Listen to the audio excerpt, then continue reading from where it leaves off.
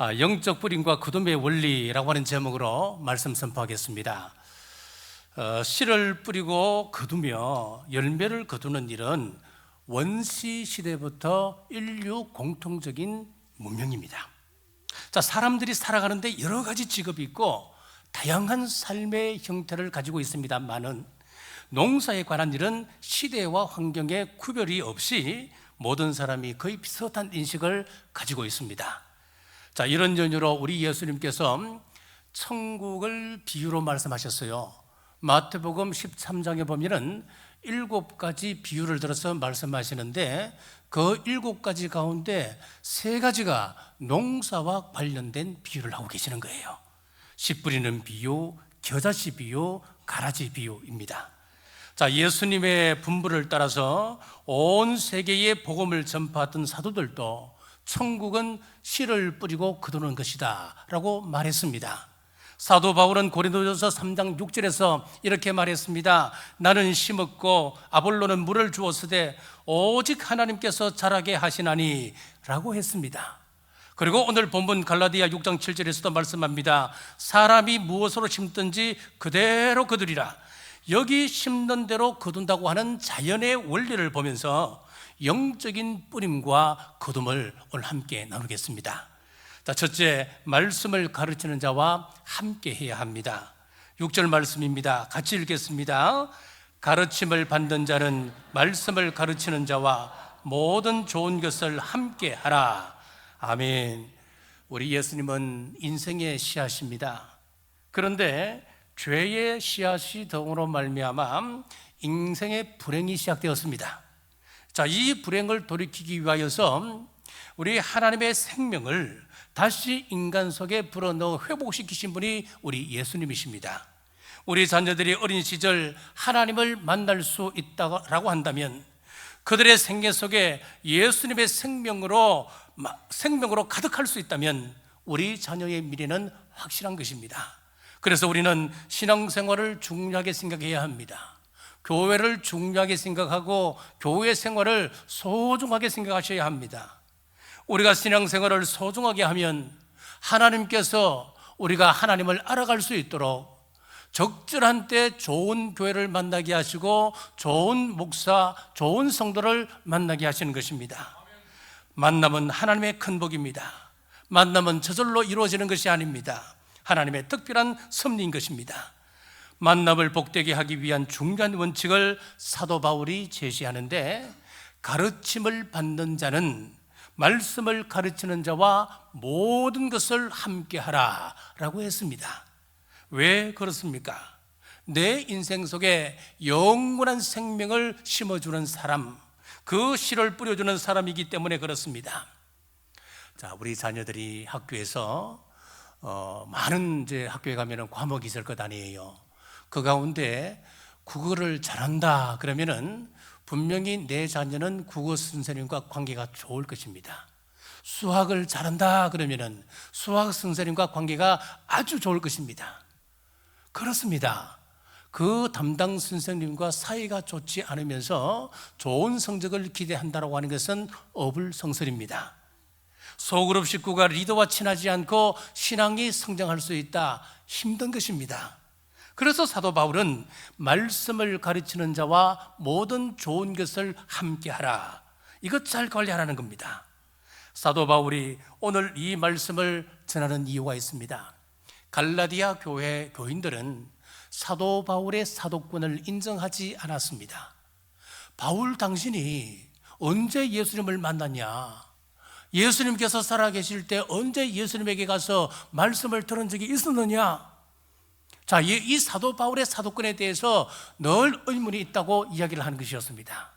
그런데 사도 바울은 나는 예수님을 실제로 만났다.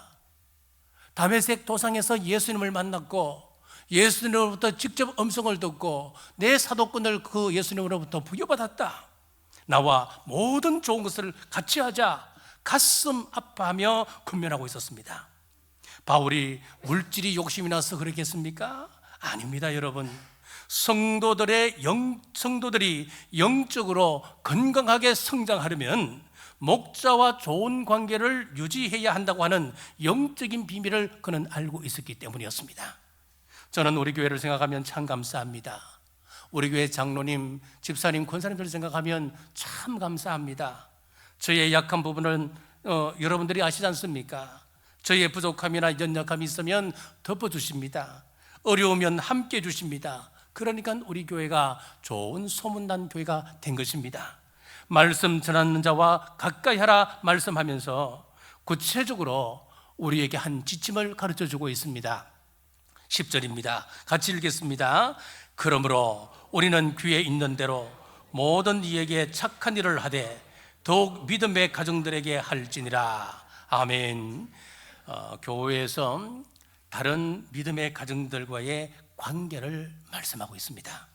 형제 자매 간에 서로 세워주고 지지하고 격려하며 복음을 나눠줄 수 있는 그런 마음이 필요하다는 겁니다. 저는 지난주 유석균 목사님의 은혜로운 말씀 가운데 차르의 부대 주머니 활용법이 참 기억에 남습니다. 주머니에서 단어를 끄집어냅니다.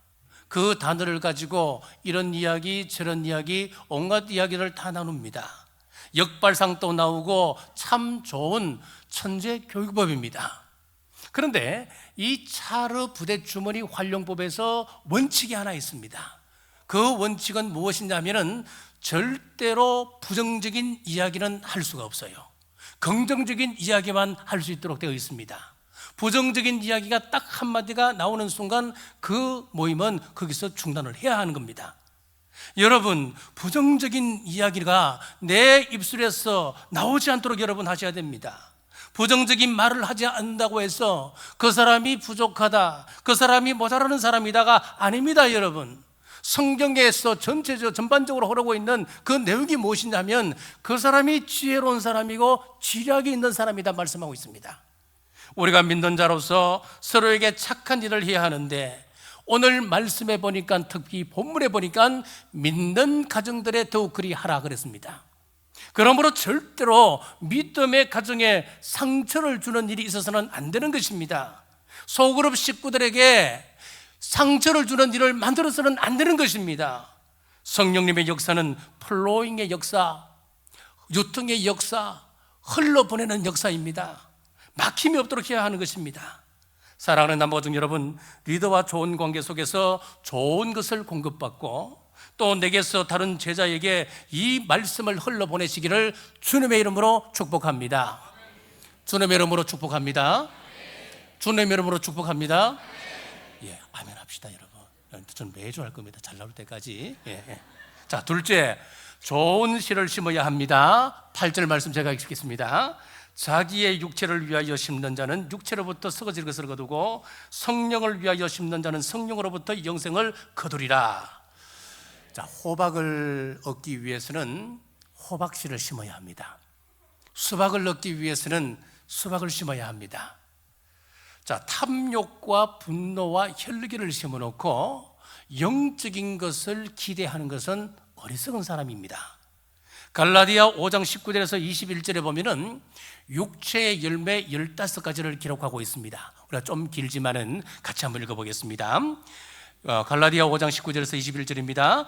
육체의 일은 분명하니 곧 음행과 더러운 것과 헛색과 우상숭배와 주술과 원수 맺는 것과 분쟁과 시기와 분냄과 당짓는 것과 분열함과 이단과 투기와 술취함과 방탕함과 또 그와 같은 것들이라. 전에 너희에게 경계한 것 같이 경계하노니 이런 일을 하는 자들은 하나님의 나라를 유업으로 받지 못할 것이요. 아멘. 여기 보면은 15가지가 나오는데 왜 이런 열매를 맺게 되는 것일까요? 간단합니다. 내가 이 씨를 심었기 때문에 이런 열매가 맺히는 것입니다. 음행과 호색과 우상숭배, 탐심과 방탕과 분냄과 당짓는 것, 이런 것들을 계속 우리가 심고 말하고 행동하게 되면 우리는 썩어질 것을 거둘 수밖에 없는 것입니다. 자, 이어서 말씀합니다. 갈라디아 5장 22절부터 23절에 보면 또 다른 성령의 열매 9가지를 말씀하고 있습니다. 같이 읽겠습니다. 오직 성령의 열매는 사랑과 희락과 화평과 오래 참음과 자비와 양선과 충성과 온유와 절제니 이 같은 것을 금지할 법이 없느니라. 아멘. 영적인 것, 신령한 것, 영원한 것을 우리가 심게 되면은 성령의 9가지 열매를 거둘 수 있게 된다 말씀하고 있는 겁니다. 자, 이것을 심리학에서는 경험을 가지고 설명을 합니다. 아들러라고 하는 유명한 심리학자가 있었습니다. 이 사람은 어릴 때 자신의 동생이 죽었습니다. 그것이 젊은 시절 평생 자기 일을 가두고 있었어요. 너무너무 슬펐습니다. 슬픔에서 헤어나올 수가 없었습니다. 그는 이 사건을 통하여서 수많은 사람들이 어린 시절 당했던 그 사건의 충격 때문에 일생을 시달리게 되겠구나. 자, 그렇게 생각하고 연구를 하면서 이런 결론을 내게 되었습니다. 우리 마음에 어떤 경험을 심는냐에 따라서 그 사람의 성격이 형성된다. 그렇게 결론을 내고 있습니다. 자, 예를 들어 이렇습니다. 한 40살 정도 되어 보이는 남자가 있었습니다. 근데 이 남자는 피만 보면은 그냥 기절하고 쓰러져 버리는 거예요. 왜 그럴까 쭉 조사를 해보니까 이 남자가 5살 때 아버지와 함께 외할머니 댁에 갔었습니다. 외할머니 댁에 가니까 이 외할머니가 백년 손님이 오니까 이제 닭을 잡습니다. 닭을 다 모가지를 잡고 칼로 딱 쳤어요. 근데 이 할머니가 이 목을 자르고 난 다음에 이 닭을 놓쳐버렸어, 실수로. 여러분 보셨어요? 저는 여러 번 봤습니다. 예, 닭을 목을 딱 치면은요, 이거 닭을 안 잡으면은 난리 납니다. 목이 없는 닭이 목에서 피를 분수처럼 막 품으면서 여기저기 다니면서 막 부딪히고 넘어지고 그러는 거예요. 이 모습을 본 이 5살짜리 이 아이가 그만 기절을 해버렸습니다. 그 이후로부터 이 사람은 피만 보면은 그런 발작 증세를 일으키기 시작하는 것이었습니다. 자, 그렇습니다. 어린 시절에 경험했던 여러 가지 사건들이 30배, 60배, 100배의 열매를 맺어서 평생을 지배하더라고 하는 것입니다. 그렇습니다. 우리의 경험이라고 하는 것이 이렇게 중요한 것입니다. 여러분들은 어떤 경험을 가지고 살아가십니까? 어릴 때 어떤 경험을 가지고 계십니까? 자, 두 번째, 또 우리 인생을 지배하는 것 중에 하나가 중요한 것이 우리의 언어라고 하는 것입니다. 민수기 14장 28절입니다. 너희 말이 내 귀에 들린 대로 내가 너희에게 행하리라. 우리 속담에 보면 말이 씨가 된다라고 하는 말이 있습니다. 말은 우리 인생을 지배합니다. 사람은 자신의 입에서 나오는 그 말로 자신의 인격과 존재를 만들어가는 것입니다. 아이가 매일 조소를 받고 자라나면 그 아이는 열등감을 가진 아이로 성장하게 됩니다. 날마다 칭찬 듣고 격려를 받고 자란 아이는 매사에 자신감이 있고 어떤 일을 해도 좌절하지 않습니다. 어릴 때 사랑 속에 자라난 아이는 커서도 사랑을 나눌 수 있는 사람이 되는 것입니다. 나폴레옹의 어머니는 나폴레옹이 어릴 때에 너는 크게 될 사람이다. 너는 불가능이 없는 인물이 될 것이다. 늘 이 아이를 축복했습니다. 나폴레옹은 잘 아시다시피 키가 참 작았습니다. 어릴 때는 유독 작아 보였습니다. 그러니까 늘 말을 타고 다녔다고 하는데 그는 말을 타고 다니면서 나는 이 세상에서 성공할 사람이야. 내 인생에는 좌절이 없고 실패가 없고 불가능이 없는 인생이야. 늘 떠내었다 그럽니다. 결국 그는 세계를 호령하는 사람으로 열매 맺게 되었습니다. 소년 범죄에 대한 한 보고서에서 문제와 대부분은 어릴 때부터 부모로부터 너는 망할 자식이야. 네가 뭘 한다고? 너는 될 인물이 아니야. 자, 이런 소리를 듣고 자라난 아이가 대부분이었다고 보고서는 밝힙니다. 문제아는 처음부터 나쁜 아이가 아니었습니다. 욕설과 파괴적인 언어를 통하여 잘못된 경우가 대부분이었던 겁니다. 자, 이렇게 말이 중요하기 때문에 성경 곳곳에서는 말의 중요성을 말씀합니다. 이사야가 하나님의 임재를 경험하고 그는 이런 놀라운 고백을 하게 되었습니다. 이사야 6장 5절 말씀입니다. 그때에 내가 말하되 화로다 나여 망하게 되었도다. 나는 입술이 부정한 사람이요 나는 입술이 부정한 백성 중에 거주하면서 만군의 여호와이신 왕을 배었음이로다 하였더라. 자, 여기 보면은 화로다 나여 망하게 되었도다. 망하게 된 사람이 누구라는 겁니까? 이사야 자신이라고 말씀하고 있습니다. 나는 입술이 부정한 사람이요 그랬습니다. 이사야는 다른 사람의 죄를 지적하고 그 사람을 돌이키기 위하여 하나님의 말씀을 선포했던 선지자였습니다. 그 사람들에게 하나님의 말씀을 선포하면서 그 사람의 죄를 지적하는 그런 입술로 살아갔었는데, 그가 하나님을 직접 만나고 난 이후에 그의 생각이 달라졌습니다. 자신의 본 모습을 보게 되었습니다. 내가 사람들을 지적하고 살았던 이 입술 또한 하나님 앞에서는 죄인된 입술이구나, 화를 맞을 입술이구나, 그걸 깨닫게 되었습니다. 가르친다고 하는 명목하에 얼마나 많은 상처를 주었겠습니까? 여러분, 여기서 분명하게 말씀합니다. 우리 하나님께서 싫어하시는 것은 불의한 입술이라고 하는 것입니다. 부정한 입술입니다. 하나님이 세상을 말씀으로 창조하시고 우리 인간을 하나님의 형상으로 창조하셨습니다. 그리고 그 입술에 권세를 주셨습니다. 이 권세는 참 놀랍습니다. 잠언 11장 11절에서 14절에 이런 말씀이 있습니다. 함께 읽겠습니다. 성읍은 정직한 자의 축복으로 인하여 진흥하고 악한 자의 입으로 말미암아 무너지느니라. 지혜 없는 자는 그의 이웃을 멸시하나 명철한 자는 잠잠하느니라. 두루다니며 한담하는 자는 남의 비밀을 누설하나 마음이 신실한 자는 그런 것을 숨기느니라. 지략이 없으면 백성이 망하여도 지략이 많으면 평안을 누리느니라. 아멘. 자, 성읍이라고 하는 것은 공동체를 이야기합니다. 성읍이 어떻게 형통할 수 있다고 말씀합니까?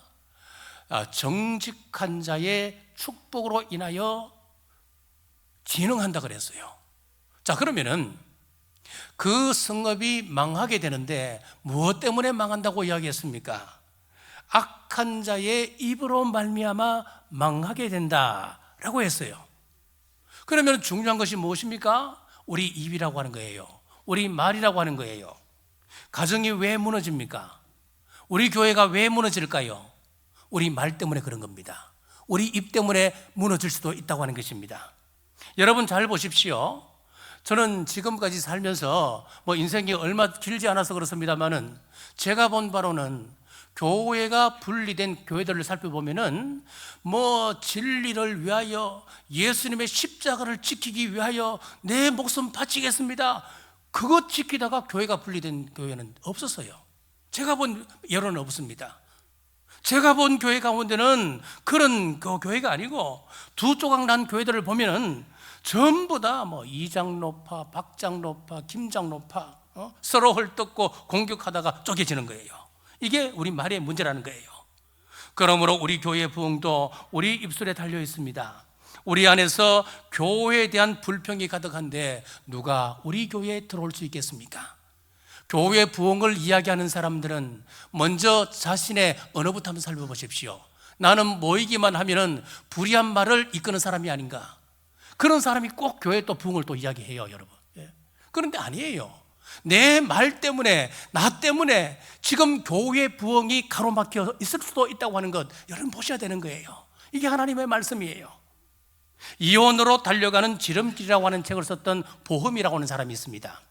이 사람이 이혼한 가정 3천 가정을 조사를 했습니다. 왜 이혼했을까? 조사를 해보니까 첫 번째 원인은 성격 문제도 아니었습니다. 외모 문제도 아니었습니다. 말 때문이었습니다. 서로 주고받는 독한 말로 인하여 가정이 갈라서게 되더라고 하는 것입니다. 그럼 이 독한 말은 어디서 나오는 것입니까? 마태복음 12장 34절에서 37절 말씀입니다. 같이 읽겠습니다. 독사의 자식들아, 너희는 악하니 어떻게 선한 말을 할 수 있느냐? 이는 마음에 가득한 것을 입으로 말함이라. 선한 사람은 그 사은 선에서 선한 것을 내고 악한 사람은 그 사은 악에서 악한 것을 내노니라. 내가 너희에게 이르노니 사람이 무슨 무익한 말을 하든지 심판날에 이래 대하여 신문을 받으리니 내 말로 의롭다 함을 받고 내 말로 정죄함을 받으리라. 아멘. 자, 여기 보시면은 우리 입술의 문제는 어디서부터 시작되느냐 하니까 마음에서부터 시작하는 거예요. 제가 성경 말씀 가지고 그대로 말씀 전할게요. 자, 우리가 그 사람 마음에 무엇이 가득하냐 이것 보면은 그 사람이 무슨 말을 할 수 있는지 짐작을 할 수 있어요. 자, 다른 말로 그 사람이 무슨 말을 한다 그랬을 때에 그 사람은 그 마음속에 그것이 가득 차 있는 사람인 거예요. 주변에 한번 보십시오. 모임을 가지면 항상 부정적인 이야기를 하는 사람은 늘 그 마음속에 부정적인 것이 가득 차 있습니다. 습관적으로 투덜투덜대는 사람이 있어요. 우리 교회 성도님 보고 하는 이야기 아닙니다. 우리 목사들 모임에도 가면은 늘 투덜투덜하는 사람이 있어요. 이 완전히 별명이 그 사람은 투덜이 목사예요. 늘 보면 투덜투덜 뒤에서 빈장빈장. 왜 그럴까요? 그 마음속에 그런 투덜투덜하고 하는 마음이 가득 차 있기 때문에 그런 거예요. 안 고쳐져요. 볼 때마다 그래요. 음담패설을 하는 사람들 많습니다. 여러분 조심하십시오. 옆에서 가만히 듣고 있으면은 뭐 재밌고 좋아서 가만히 있을 수는 있지만은 뭐 맞장구 치고 그러지 마세요. 그 사람은요 음란한 사람일 가능성이 매우 큽니다, 여러분. 마음에 은혜가 가득한 사람은 어떨까요? 입술에 늘 감사가 묻어나옵니다. 늘 가슴에 감사가 넘쳐나기 때문에 마음의 표현이 우리 말이라 그랬기 때문에 그 사람 마음에는 감사가 있고 그 감사가 입술을 통해서 늘 표현이 되는 것입니다. 그래서 인간관계에서 성공을 원하십니까? 그렇다면 감사하는 사람을 가까이 하면 여러분의 인간관계는 성공하는 것입니다. 더 무서운 말씀이 나옵니다. 우리가 무슨 말을 하든지 하나님 앞에서 심판을 받는다고 말씀하고 있습니다. 우리 기독교인들이 이 부분을 놓치고 있기 때문에 말하는 것에 대해서 너무 신경 쓰지 않습니다.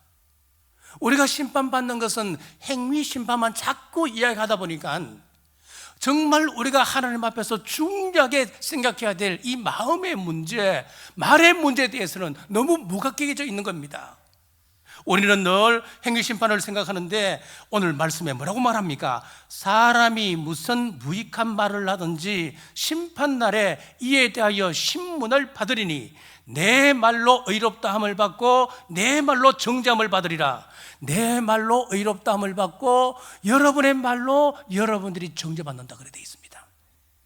그래서 야고보서 3장 2절 말씀에 보면은 사도 야고보는 중요한 말씀을 하셔요. 제가 읽겠습니다. 우리가 다 실수가 많으니 만일 말에 실수가 없는 자라면 곧 온전한 사람이라. 오순절 성령님이 강림하셨어요. 강림하시고 난 다음에 가장 먼저 나타난 그런 현상이 어떤 현상이었다 그랬습니까? 방언이었습니다. 여러분, 이 방언이 참 중요합니다. 그러면서 성경이 어떻게 말씀하느냐니까 사람들이 하나님의 말을 말하기 시작하였더라. 성령님께서 거기 모여있던 사람들 혀를 사로잡으셨어요. 그 혀를 사로잡으셔서 이제 자기 마음대로 말하지 않도록 하셨고 그때부터 하나님의 큰 일을 말하기를 시작하니라 그렇게 나와 있어요. 중요한 말씀 아닙니까, 여러분?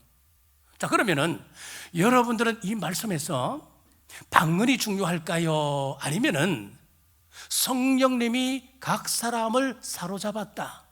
좀 더 엄밀히 이야기하면은 사람들의 혀를 사로잡았다. 혀를 사로잡은 것이 더 중요할까요? 혀를 사로잡은 것이 더 중요한 거예요.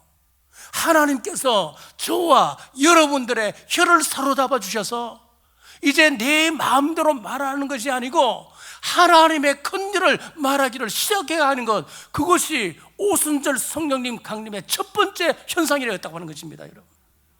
이렇게 우리가 입술이 중요하기 때문에 사탄도 우리 입술을 장악하고 불평하게 하게 합니다. 다윗은 이 비밀을 알았습니다. 시편 141편 3절에 다윗은 이렇게 기도합니다. 한번 읽어볼까요? 유명한 구절입니다. 여호와여, 내 입에 파수꾼을 세우시고 내 입술의 문을 지키소서. 이렇게 기도했어요.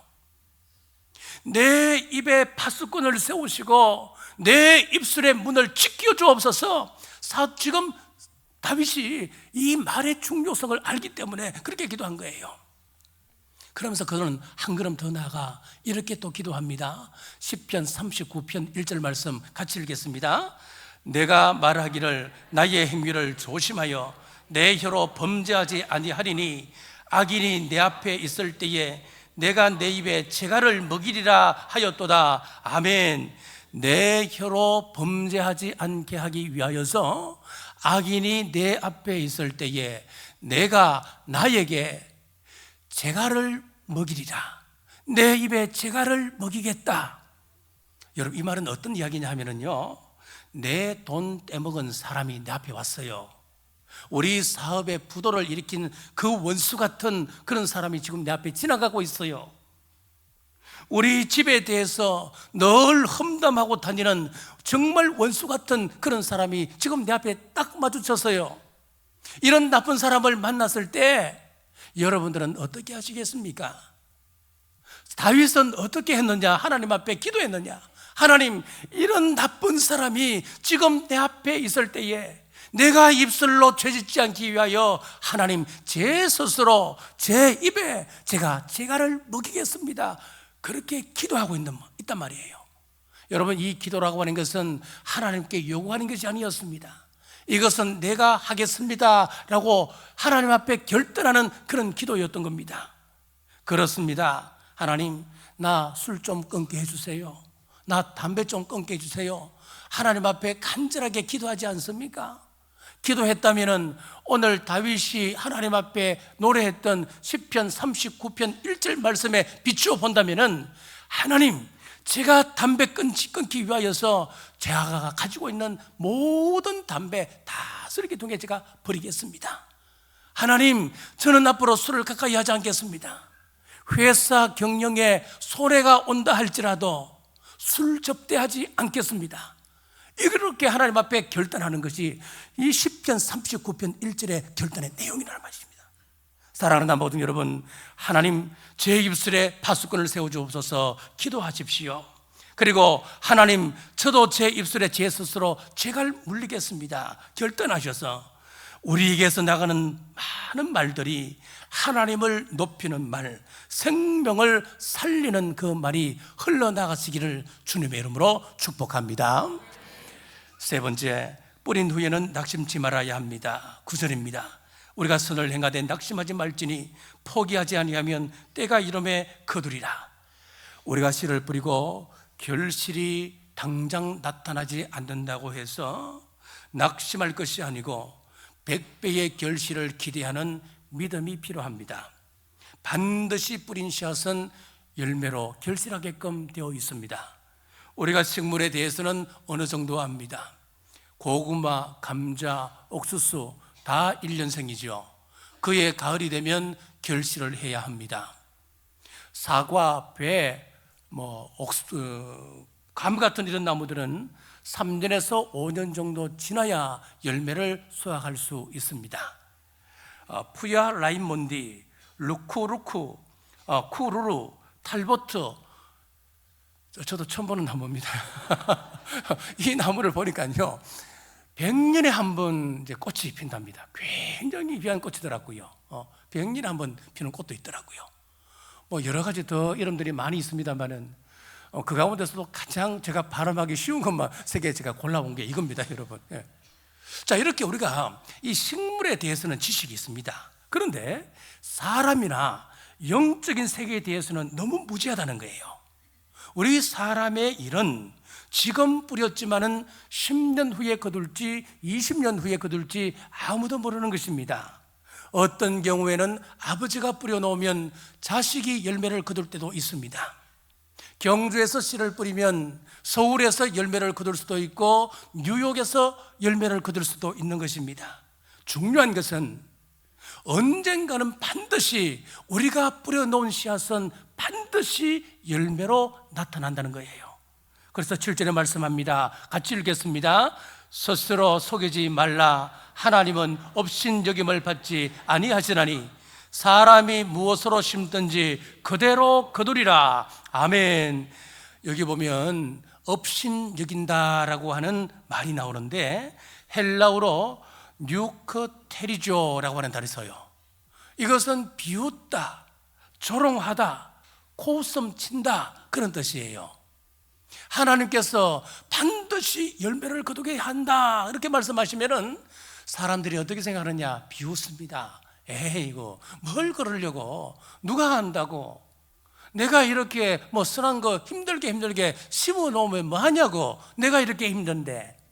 그거 다 헛소리고 그냥 선하게 살아라고, 도덕적인 삶을 살아라고 그냥 그렇게 하는 이야기야. 비웃고 지나간다는 거예요. 하나님은 사람들에게 조롱을 받을 만한 대상이 아니십니다.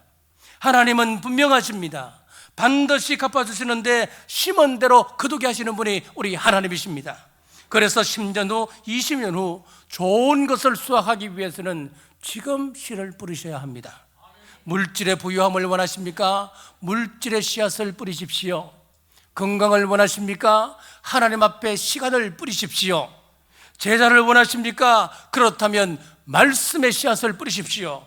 심지 않고 무엇을 거두려 한다면 도둑 심보지요. 신은 과학입니다. 신은 생명입니다. 우리 하나님은 속지 아니하십니다. 인도에서 열심히 선교 사역을 했던 스탠리 존스가 있습니다. 그는 오랜 시간 동안 선교했지만 단 한 명의 영혼도 구원하지 못했습니다. 자기 자신에 실망했습니다. 너무너무 힘들었습니다. 지쳤습니다. 그래서 사과 나무 밑에 거기서 누웠습니다. 그때 하나님의 음성이 들렸습니다. 야, 스탠리 존스, 너 지금 지쳤니? 예, 지쳤습니다. 왜 지쳤니? 예, 제가 수년 동안 인도에서 그들을 위하여 영혼을 살리기 위하여 애를 썼습니다마는 단 한 영혼도 돌아오지 않았습니다. 너무너무 지쳤습니다. 포기하고 싶은 생각이 듭니다. 그때 하나님께서 조용히 이렇게 말씀하십니다. 야, 저 사과나무를 보아라. 지금 당장 열매가 맺지 아니한다 하더라도 뿌리가 땅을 깊이 뿌리 내려 있고 또 잎사귀가 하늘 태양을 향하여 활짝 펴져 있으며 또 채널이 나를 향해 맞춰져 있다면 언젠가는 반드시 많은 열매를 맺게 될 것이다. 큰 위로의 말씀이 전해졌습니다. 혹시 이 자리에 스탠리 존스처럼 열매가 없다고 낙심하며 피곤에 지쳐 있는 분이 계십니까? 밤잠 설쳐가며 사업을 냈지만은 부도 직전에 놓여 있습니까? 밤잠 설쳐가며 엉덩이가 침부도록 공부했습니다마는 성적이 기대만큼 오르지 않습니까? 9절 말씀입니다. 우리가 선을 행하되 낙심하지 말지니 포기하지 아니하면 때가 이름에 거두리라. 낙심하지 말고 믿음으로 인내하며 포기하지 말고 기다리시는 여러분 되시길 주님의 이름으로 축복합니다. 말씀을 맺습니다. 사랑하는 여러분, 여러분들이 거두고 싶은 것 지금 심으십시오. 때가 지나고 나면 심고 싶어도 심지 못할 때가 오는 것입니다. 지금 복된 마늘 심으십시오. 지금 착한 일, 선한 행동을 심으십시오. 무엇보다도 지금 우리 주님의 지상명령 생명의 씨앗을 심으십시오. 전도는 예수님의 비전이자 우리의 사명입니다. 예수님의 꿈이 우리의 꿈이 되어서 생명의 씨, 복음의 씨를 뿌리시기를 주님의 이름으로 축복합니다. 오늘 10개의 씨앗 10시지어 선포식을 합니다. 저 사람이 교회 나온다고? 내가 지금까지 수십 년 동안 그렇게 예를 썼지만 안 되더라. 이런 방법으로 에이 안 되지. 그러지 마십시오. 시편 126편 5절입니다. 눈물을 흘리며 씨를 뿌리는 자는 기쁨으로 거두리로다. 반드시 거두게 하신다는 하나님의 말씀을 믿고 포기하지 말고 오늘 복음의 씨앗을 심는 남부교회 모든 성도님들 되시길 주님의 이름으로 축복합니다. 기도하겠습니다. 자비하신 아버지 하나님, 저희들에게 복음의 씨앗을 심으셔서 하나님의 자녀 삼으심을 감사합니다. 하나님 안에서 잘 자라 성령의 열매 풍성히 맺게 하옵소서. 이제 저희들이 그 사랑의 빛을 갚기를 원합니다. 저희 남부교회가 10개 씨앗 전도대회를 시작하며 최선을 다해 10명에게 복음을 전하고 하나님의 때를 기다리게 하옵소서. 다시 오실 예수님 이름으로 간절히 기도드리옵나이다. 아멘.